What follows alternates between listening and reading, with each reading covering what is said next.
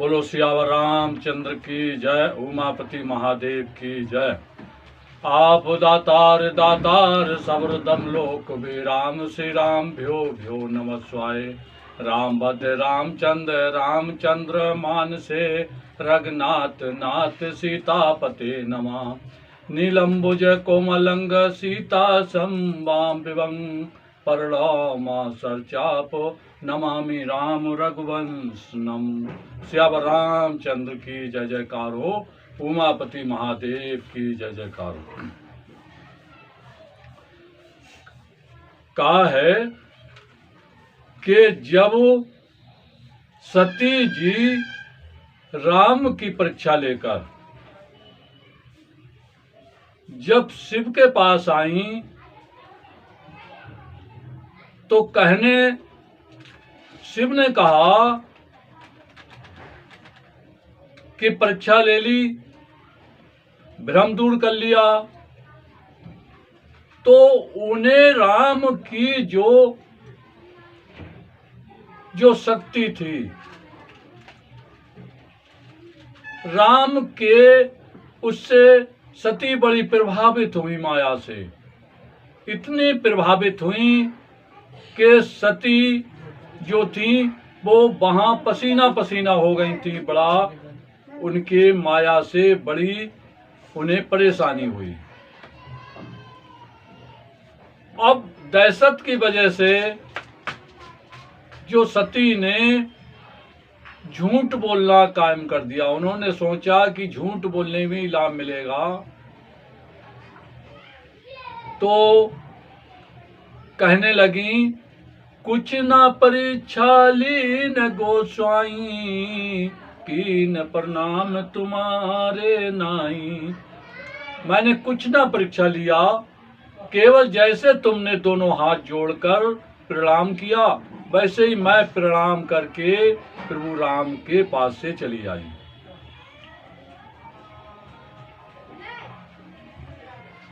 जब ये बात सुनी तो शिव ने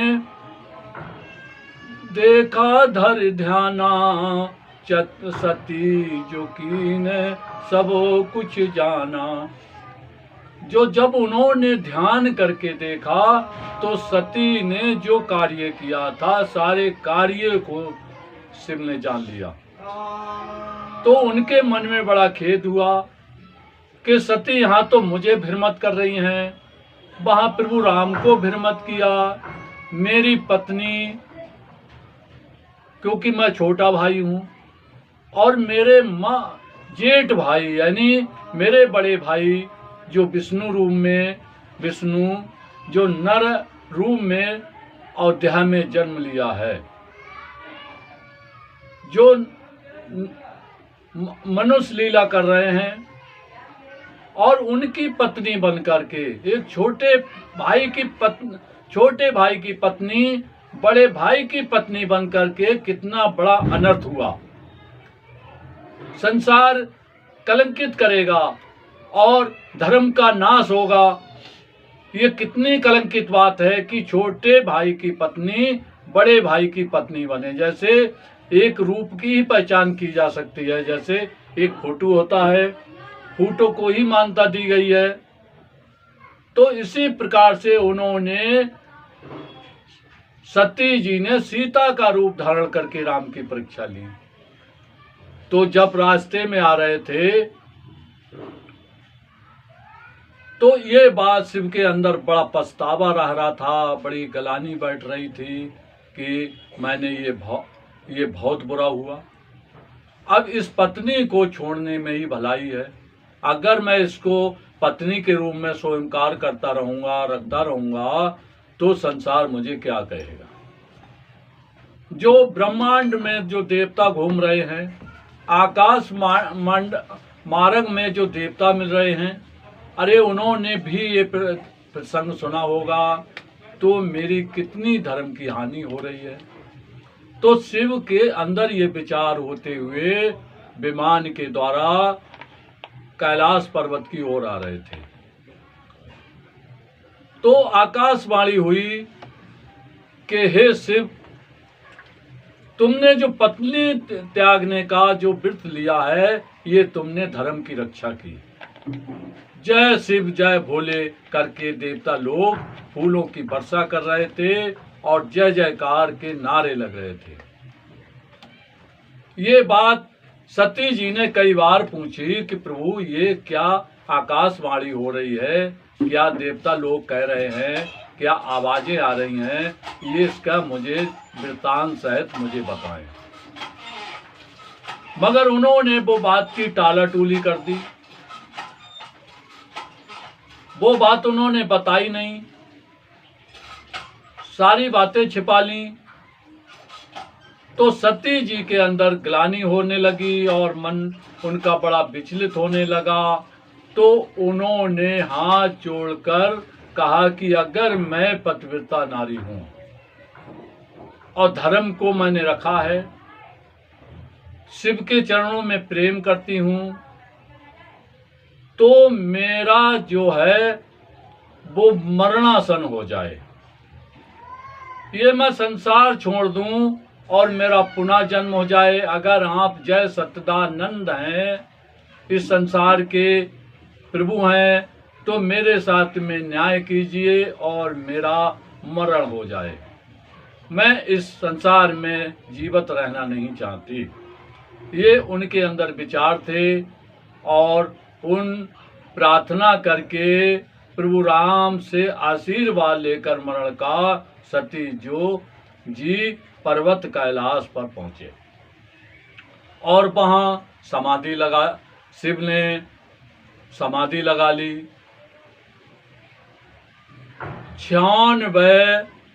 87,000 वर्ष के बाद जब समाधि खुली तो शिव जागे और जाकर उन्होंने जय सच्चिदानंद परधामा जय प्रभु राम के जब उन्होंने बार बार नारे लगाए, सती जी ने जाना कि अब शिव यानी स्वामी जाग गए हैं और उन्होंने शिव ने आँख खोलकर सती जी को अपने पास जो पत्नी का आसन होता है, तो उन्होंने पत्नी का उन्हें आसन नहीं दिया, बाम अंग नहीं बैठाला, उन्होंने सन्मुख सती जी को आसन दिया। सन्मुख आसन दे करके तरीका की उन्होंने पंखा खोल दी था, खोल तो उन्होंने सती जी को जो है वो तरीका की कथाएं सुनाई और सुनाते सुनाते देखा कि एक नया कार्य फिर चालू हो गया। नया कार्य क्या? लगे कहने हरि कथा रसाला, 10 प्रजोत भये तय काला। देख विधि विचार सब लायक, दक्ष कीन प्रजापत नायक। एक नई कथा लागू हो जाती है कि उन्हीं कुछ दिनों पहले जो दक्ष थे, उन्होंने अपना जो कार्यकाल था वो अपने जेठे लड़के प्रजापति राजा दक्ष को ब्रह्मा जी ने सौंप दिया। बहुत बड़ी सभा बुलाई, बहुत बड़ा वहाँ भंडारा था। तो उस सभा में पूरे संसार के जो देवता थे, नायक थे, साधु संत से सभी आए और ब्रह्मा जी ने दक्ष के सिर पर मुकुट बांधा, क्योंकि उन्हें राजपद दिया गया। तो और सती जी जो थी वो दक्ष की पुत्री थी, लड़की थी, और ब्रह्मा जी के कहने से दक्ष ने अपनी लड़की की जो शादी थी वो शिव के साथ कर दी थी। शिव को विवाह कर दिया था शिव का सती जी के साथ। तो सब देवता गए, दक्ष भी यानी शिव भी गए, और सबने उठ कर महाराज दक्ष को प्रणाम किया, फूल बरसाए, जयमाला कार्यक्रम हुआ, जयमाला गले में डाली, मगर शिव ना तो उठे, ना उन्होंने प्रणाम किया, ना दक्ष के गले में माला डाली।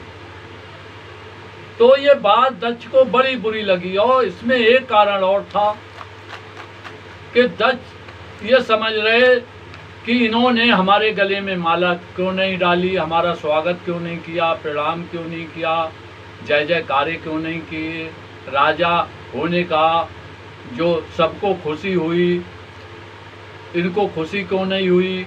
और शिव ये समझ रहे कि मेरे ये ससुर हैं, इनकी लड़की मेरे लिए ब्याही गई है, मैं इनका दामाद हूँ, दामाद का के नाते उन्होंने राजा दक्ष को कोई उनका स्वागत नहीं किया।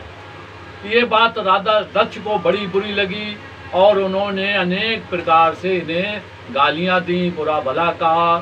तो यही मन में उनके कट यानी 36 का आंकड़ा चालू हो गया। 36 का आंकड़ा चालू हो गया तो सारे देवताओं को निमंत्रण दिया, ऋषि मुनियों को निमंत्रण दिया, भक्तों को निमंत्रण दिया, और उन्होंने शिव को दावत नहीं दी, क्योंकि यज्ञ किया और उस यज्ञ में शिव को दावत नहीं दी। तो विमान पर बैठ बैठ कर देवता लोग, क्योंकि देवताओं को भी जैसे कहा है कि कोई अगर कार्य होता है और सम्मानित व्यक्ति जो होते हैं ये सोचते हैं कि दूसरे की बदनामी हो, और अगर दूसरा एक रिश्तेदार खास हो उसकी अगर दावत ना हो तो कुछ लोग चिढ़ाने के लिए उसके पास उल्टे कार्य करते हैं जिससे वो उसमें बैर बने, चिढ़े। तो इसी तरीके से प्रजापति दक्ष ने देवताओं को दावत दी, तो तरी तरीका के वाहन पर चढ़कर, कोई यानी हंस पर चढ़ करके, कोई मोर पर चढ़ करके, कोई मुसक पे बैठ करके, तरीका के वाहनों से देवता लोग जो आकाश मार्ग से राजा दक्ष के यहाँ जा रहे थे। तो कुछ देवता पर्वत कैलाश के यानी कैलाश पर्वत के ऊपर माई होकर के यानी विमान पर बैठकर जा रहे थे।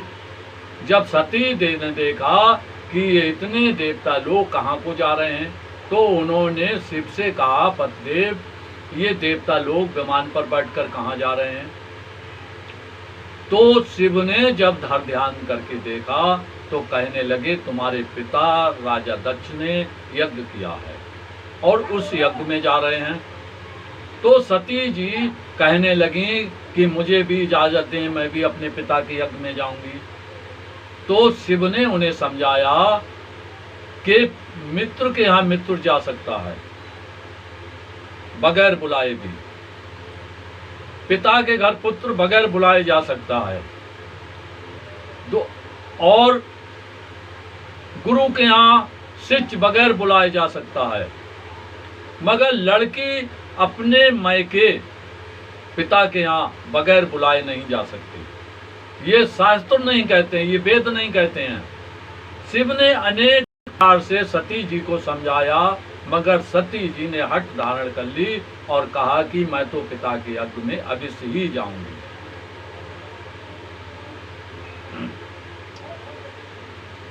तो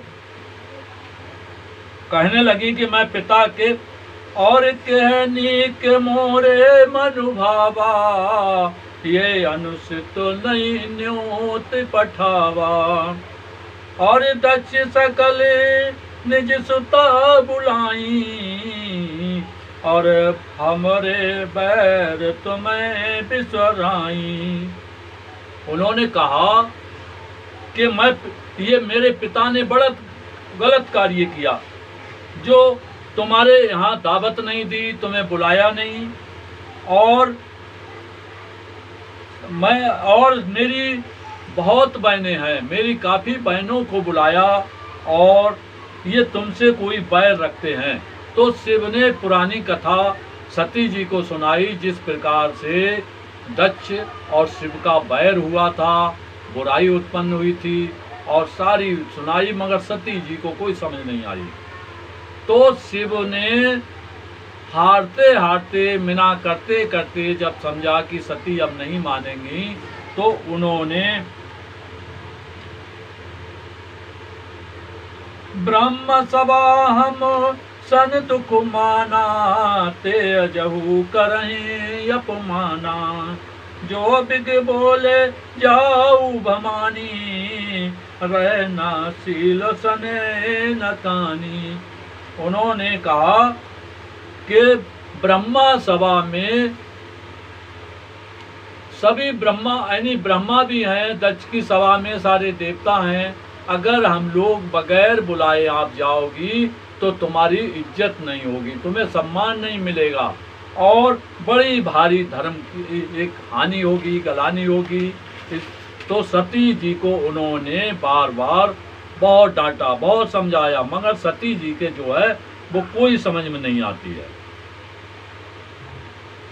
अत अनेक शुभ समझावा, भाभी बसुना ज्ञान उर्वावा, कह प्रभु जाए और विनय बुलाए, ना भले बात हमारे भाई।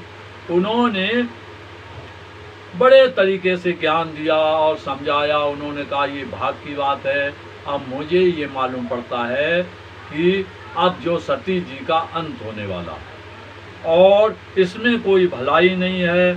होए बही जो राम रचि राखा, होकर तरक बड़ा वंशा का। बोलो सियावर रामचंद्र की जय, उमापति महादेव की जय।